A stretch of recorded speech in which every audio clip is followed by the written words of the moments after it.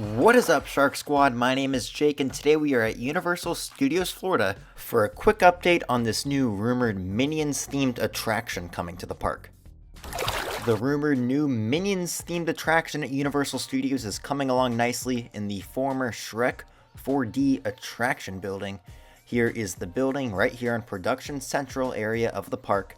Here we get a look at the former Shrek Marquis. It's rumored that they're going to reuse that structure for the sign of the new walkthrough. Here's the building. Notice the Shrek posters have been removed, leaving a bare building.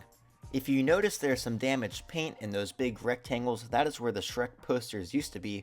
It is rumored to be water damage or air bubbles, we don't know. Up here along the roof, they've added this black lining around the entire roof. It looks quite nice, and I assume it's put there to prevent stuff from seeping down into the walls. Here we see those Minion construction walls, and they had some awesome entertainment out in the park during the day here in Production Central. Moving over here, we could see the former Monsters Cafe and the former Shrek 4D building.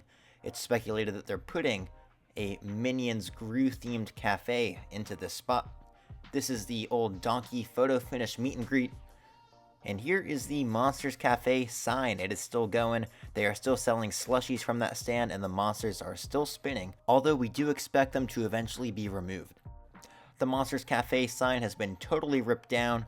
Here you can see it almost fully demolished. Here we're getting a look at the extended queue for Shrek 4D. You could see the posters on the wall have been removed, and the awnings and everything have been ripped down from the queue. It is nothing like it was.